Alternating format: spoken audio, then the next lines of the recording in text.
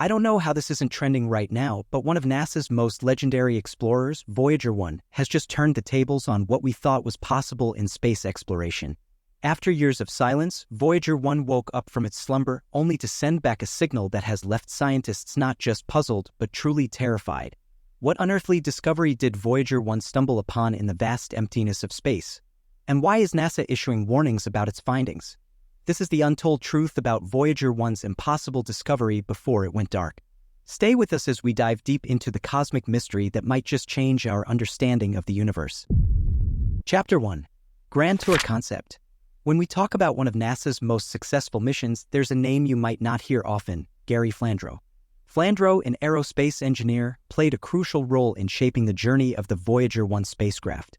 His brilliant ideas and calculations were key to the triumph of the Voyager missions, which have now etched their names in the history of space exploration.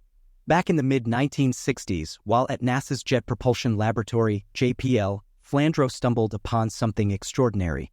He spotted a rare alignment of Jupiter, Saturn, Uranus, and Neptune set to occur in the late 1970s and early 1980s. This alignment, occurring roughly once every 175 years, opened up a fantastic opportunity. Flandro envisioned using gravitational assists, a concept where a spacecraft gains speed by swinging past planets, thus conserving both time and fuel.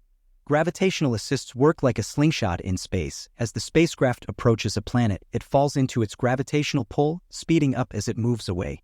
By carefully plotting this bearing, engineers can send spacecraft on long journeys with minimal fuel consumption. Recognizing the potential of this planetary alignment, Flandro proposed an ambitious plan: a Grand Tour mission. This mission would send a spacecraft on a remarkable journey through the solar system, using gravitational assists to visit all 4 outer planets. The bearing he envisioned would allow the spacecraft to fly by each planet in succession, collecting data and sending it back to Earth. Flandro's proposal was innovative. Not only would it provide new insights into the outer planets, but it would do so in a fraction of the time compared to targeting each planet individually. Plus, the fuel savings from using gravitational assists meant that the mission could be accomplished with the technology available at the time. However, there were significant challenges. Plotting a voyage to take advantage of gravitational assists from multiple planets required precise calculations and timing. Any error could lead to mission failure. Moreover, the vast distances involved posed communication and data transmission challenges. The spacecraft needed advanced instruments capable of functioning in deep space and transmitting data across billions of miles. Despite these obstacles, Flandro's proposal sparked enthusiasm at NASA. The scientific rewards of the Grand Tour were too enticing to ignore.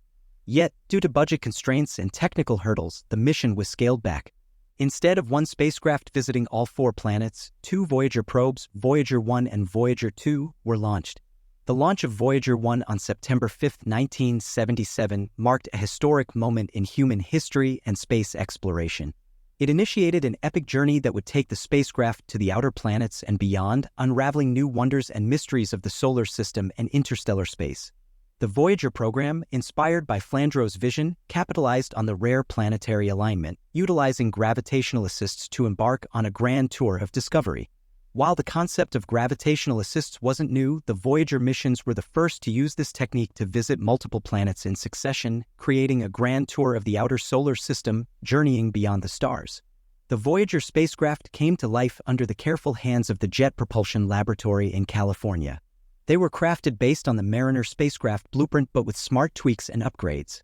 Packed with 11 fancy scientific gadgets, these spacecraft were on a mission to uncover the secrets of planets, moons, rings, magnetic fields, atmospheres, and radiation in our cosmic neighborhood.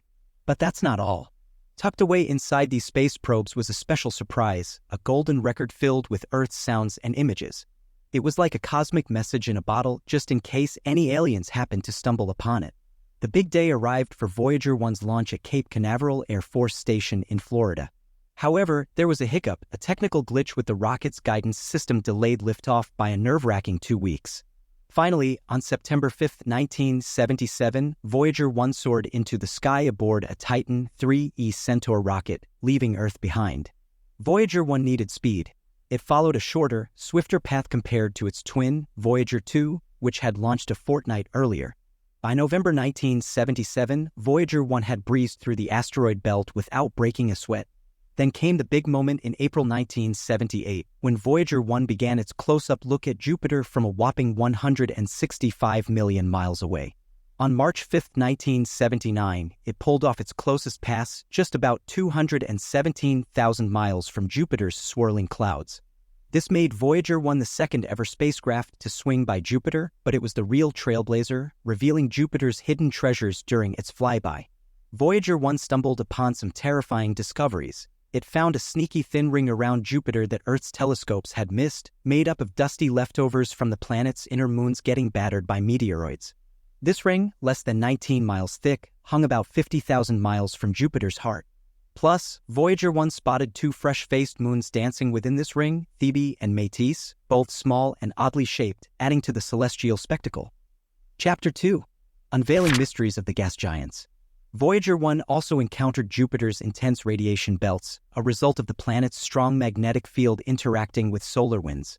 These belts are filled with energetic particles that can pose a danger to spacecraft and future missions. Furthermore, Voyager 1 detected lightning and auroras in Jupiter's atmosphere, along with radio emissions that change with the planet's rotation. These emissions are caused by electrons swirling along magnetic field lines and interacting with plasma in Jupiter's magnetosphere.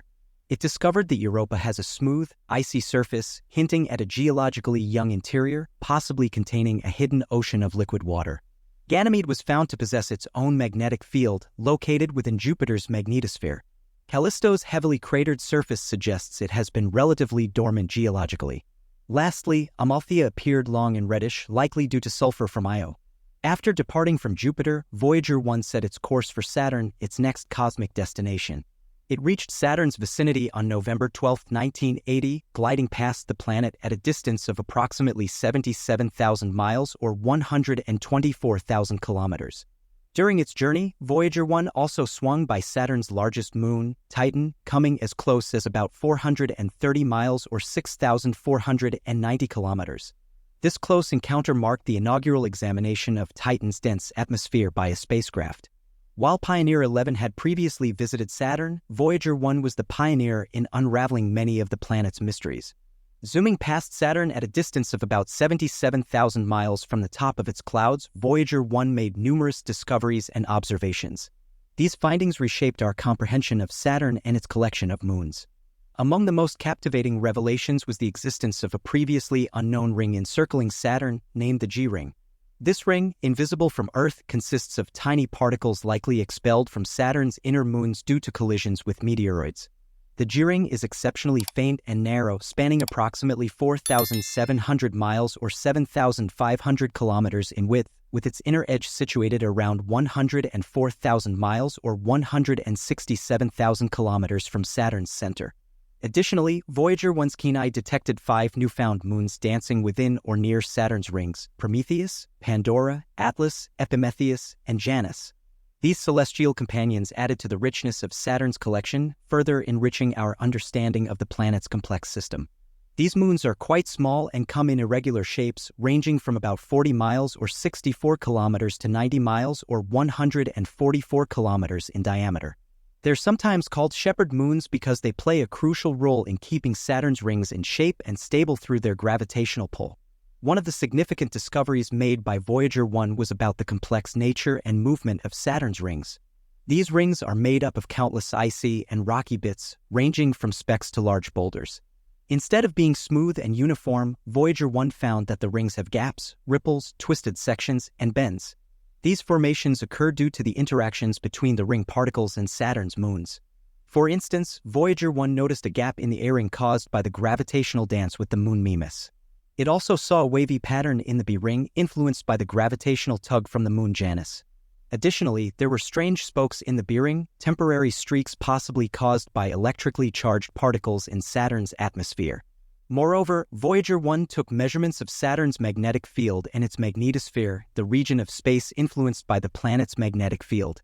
This magnetic field, similar to Earth's but stronger and tilted, is generated by Saturn's rotation and its interaction with the solar wind. The magnetosphere of Saturn stretches far beyond its rings, forming a vast protective bubble around the planet. In its exploration of Saturn's realm, Voyager 1 encountered rich celestial phenomena. It detected plasma particles originating from Saturn's atmosphere, rings, and moons, along with auroras and radio emissions. Additionally, Voyager 1 observed various moons of Saturn, such as Titan, Enceladus, Mimas, and others. Among its discoveries, Voyager 1 found that Titan boasts a thick atmosphere of nitrogen and methane, making it unique among solar system moons. Enceladus displayed a smooth, bright surface with few craters, hinting at geological activity and a possible subsurface ocean. Mimas revealed a colossal crater named Herschel, covering a third of its diameter, and Iapetus exhibited a striking contrast between its dark and bright hemispheres. On February 17, 1998, Voyager 1 surpassed NASA's Pioneer 10 as the most distant human-made object from Earth. By August 16, 2006, it reached 100 astronomical units from the Sun, marking a significant milestone. Crossing into interstellar space, Voyager 1 made history as the first human-made object to do so. Despite its immense distance and age, Voyager 1 continues to communicate with Earth through the Deep Space Network. Chapter 3. Jupiter's fiery moon unveiled by Voyager. Voyager 1's journey through the cosmos brought it close to Jupiter, the behemoth of our solar system, surrounded by a staggering array of 79 known moons. Among these, the Galilean moons, discovered by Galileo Galilei in 1610, stand out for their size and unique qualities. As we voyage through space, bypassing Jupiter's shimmering rings, we approach the Galilean quartet: Io, Europa, Ganymede, and Callisto, each a giant in its own right, brimming with mysteries and unique characteristics. Io, the innermost of these moons, finds itself locked in a tight gravitational dance with Jupiter, situated about 350,000 kilometers above the gas giant's cloud tops. From Io's surface, Jupiter looms large, appearing 39 times bigger than our moon as seen from Earth. Yet, Io pays a price for its close relationship with Jupiter. Its orbit, completed in just 42.5 hours, contrasts sharply with our moon's monthly journey around Earth. What's more, Io's orbit is intricately tied to its fellow moons through orbital resonance, leading to a fascinating gravitational ballet that intensifies Io's geological tumult. When Voyager 1 flew by Io at a distance of merely 2,000 kilometers, it unveiled a world unlike any other, a moon alive with vibrant colors, towering mountains, and expansive volcanic landscapes devoid of any impact craters. This close encounter revealed plumes of material erupting from Io's surface, marking the first time volcanic activity had been directly observed outside Earth, transforming our understanding of geological processes in the solar system. Io's surface is a painter's palette, coated in various sulfur frosts that bestow upon it a dazzling array of colors. But what sets Io apart is not just its aesthetic appeal. The moon lacks the typical volcanic calderas found on Earth. Instead, it hosts vast lava lakes encased by steep cliffs, with Loki, its largest volcanic depression, dominating this fiery realm. Loki's occasional crust collapses lead to dramatic increases in thermal output, underscoring Io's status as a celestial powerhouse of volcanic activity. This close examination of Io by Voyager 1 highlights the moon's dynamic nature, shaped by the relentless force of its volcanic heart. Chapter 4.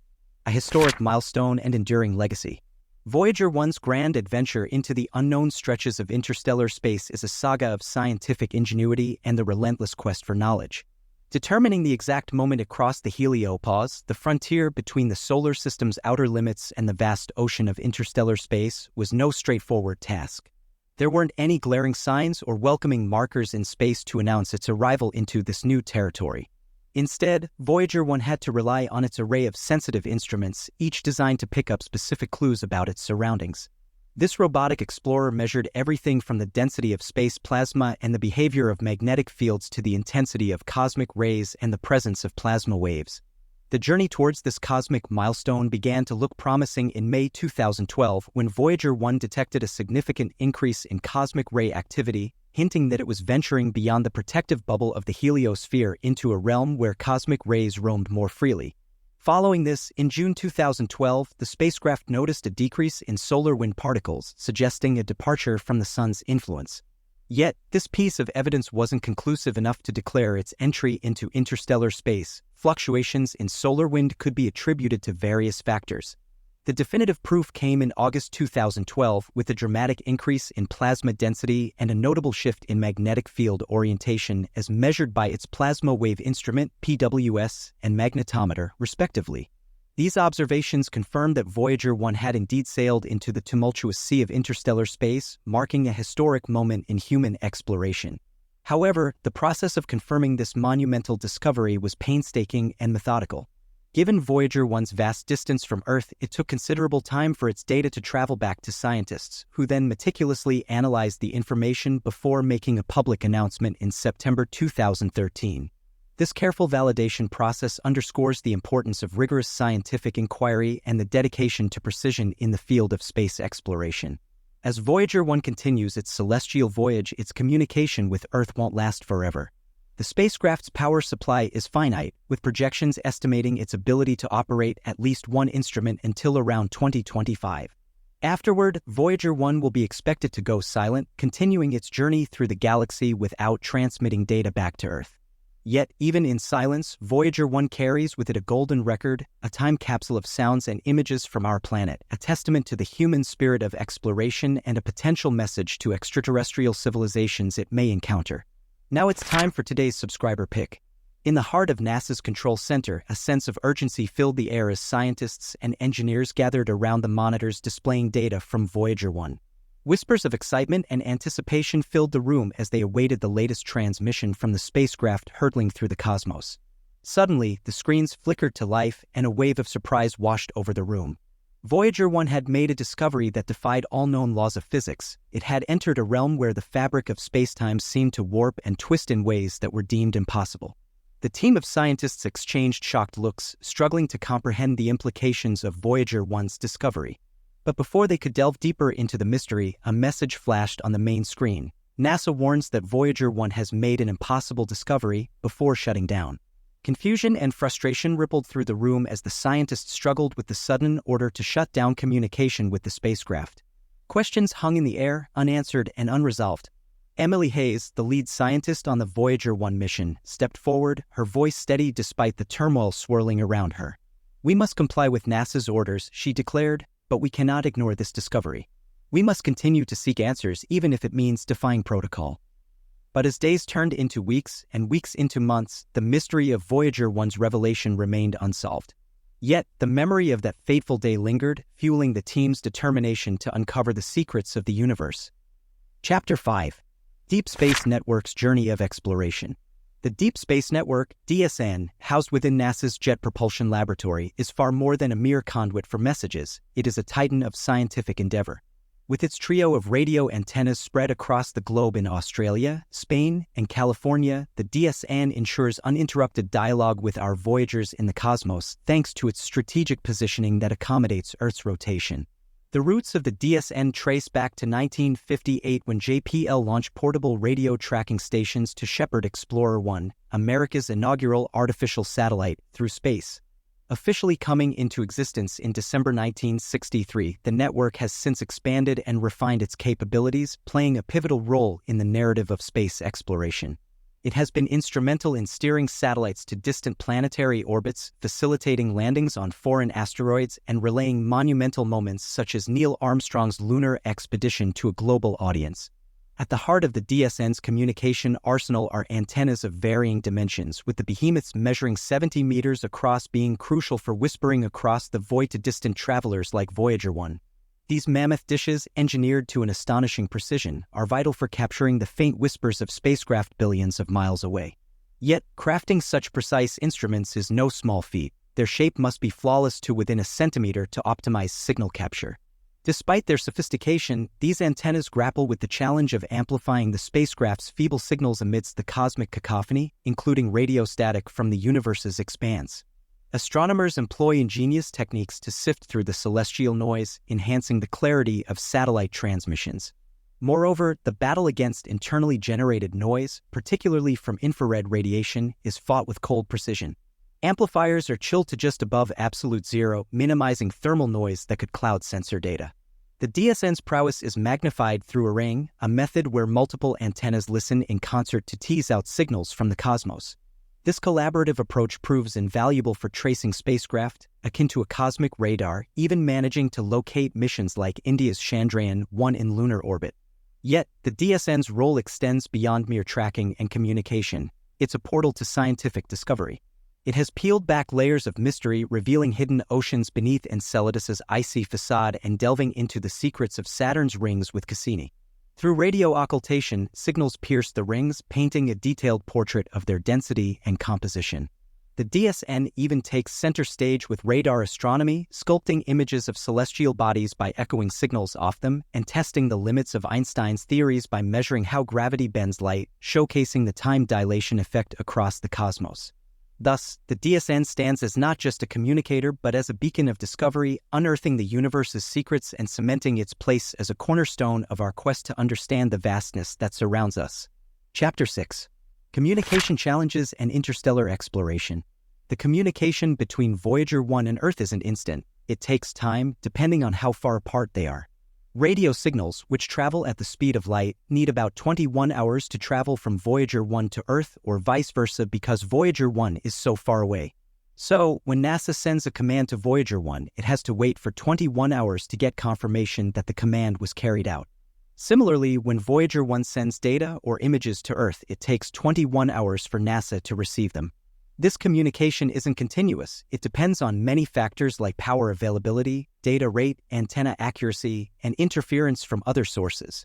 Voyager 1 has limited power generated by its radioisotope thermoelectric generators, RTGs, which weaken over time. Therefore, it has to decide which instruments and systems to use at any given time. Also, as Voyager 1 moves farther from Earth, its data rate decreases because the signal strength decreases with distance. Any slight deviation from the optimal antenna direction can cause signal loss.